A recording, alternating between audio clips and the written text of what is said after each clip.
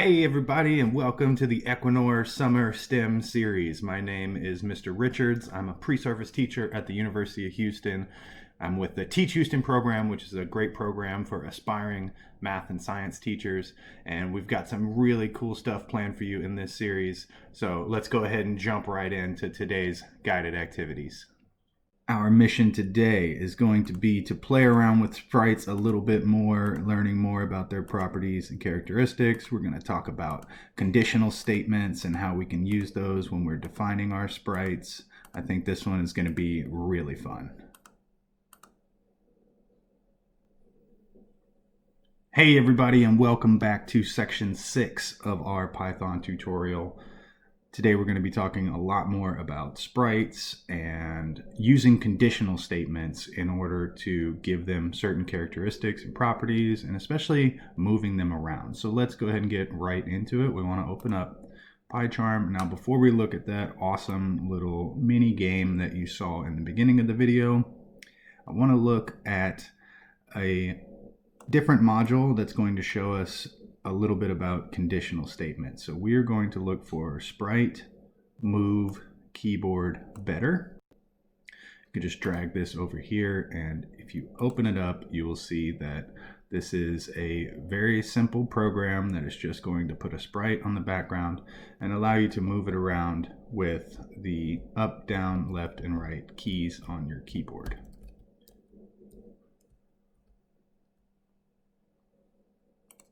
So as you can see, it's very simple little module here, but it does give us a really good look at conditional statements and kind of the basics of conditional statement. A conditional statement is an organized block of code that your program can use for decision making by checking to see if a given condition is being met. Now, these conditional statements are usually started with this if statement or this else if statement. We can also use modifiers like and or and not, as is done in this case, in order to check for multiple conditions in each given statement. So the condition that we're looking for here is if the up key is pressed and not the down key is pressed, then this colon right here is going to designate that the next line that is indented underneath the if statement, this is what's going to get done. We're going to make our player move in the Y direction up because we have pressed the up key and not the down key. So what this whole block of conditional statements is doing is it's only going to move our sprite if one key is pressed. As you can see, we have these other statements here where if the down key is pressed and not the up key, and then down here we go from left to right and from right to left. So by adding in these and not statements, what this should do is it should make it to where our sprite will only move if one of those two keys is pressed. So if we go ahead and move our sprite up here and press up and down at the same time, the sprite will freeze. Now if you release one, then it will start to move again. But if you notice, there was no conditional statements in there for up and right at the same time. So if I press up and right at the same time, it should move in both of those directions. And then same with down and left, or down and right, or up and left. So there's a lot going on with conditional statements, and it's actually worth taking some time to pause the video and go through a quick tutorial on some of the basics of conditional statements and how to put them together. So there's a link to this tutorial in the companion document, but the website is going to be this one right here. similar to the tutorial that we did last time. Now again, there's a lot more tutorials about these online, but they are really thick and heavy, and this is probably the shortest and easiest one to understand.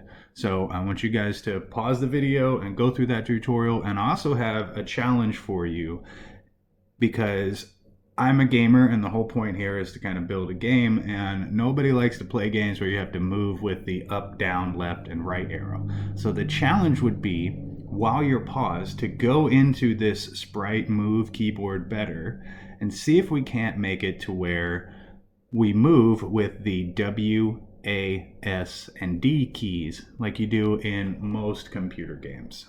So let's pause the video right now, go through that tutorial, and see if you can figure out how to adjust this to where the keys that are actually going to move the sprite are W, A, S, and D, not up, down, left, and right. All right, I hope you guys were able to make some sense out of that tutorial, and these conditional statements are starting to make a little bit more sense to you. Now, as far as the challenge goes, if you're able to figure it out, that's awesome. If not, I'm going to show you right here. All we were looking for was these functions where we define what we do when we press the key and when we release the key. So initially, the program said if the key is arcade.key.up, then our self.up pressed is going to be true. And this one was down and left and right. Same thing here on this on key release.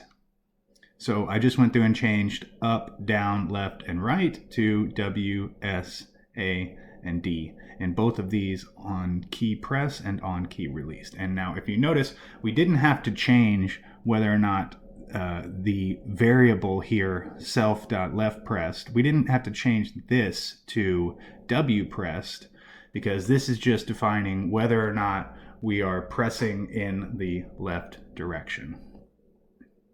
All right, let's take a look at that awesome little mini game that we saw in the beginning of this video. So that is going to be this module right here, this sprite explosion. Let's go ahead and drag this over here, and we'll start looking at some of this code. Now, you can feel free to open this up and play around with it a little bit if you want first. However, it does have some sounds on it that I found were quite annoying, and so I actually shut them out before I showed you the video in the beginning. And so all I did there was I went and found where the sounds are actually being called up. Not this instance where we're actually just loading up the sounds, but in our program where we're actually calling up the sound, and I just commented it out. So that's going to be right here on the mouse press. We play this sound. So I just commented this part out right here. And there's also going to be one where the bullet hits has another sound. And so I just commented that out as well. So this module does not have as many advanced conditional statements as the move keyboard better one. There's only a couple of them in here, but this one has a really good example of using an else statement in order to kind of close out a conditional statement. So that is going to be up here. So what this function right here is doing is it's actually drawing the explosion animation. So there's a whole list of different still graphics that are being used in order to create this explosion animation. And what our if statement here is doing is it's scrolling through each one of those graphics until we get to the last of them. And it's doing that by using this len function, which will kind of return the length or the number of objects in any specific given list. And so we're going to start out here at 0, and it's just going to work its way through until we get up to the end, until we run up to that last graphic. And that's where this else statement comes in, which means that once we get up to that last one, then we're going to do this.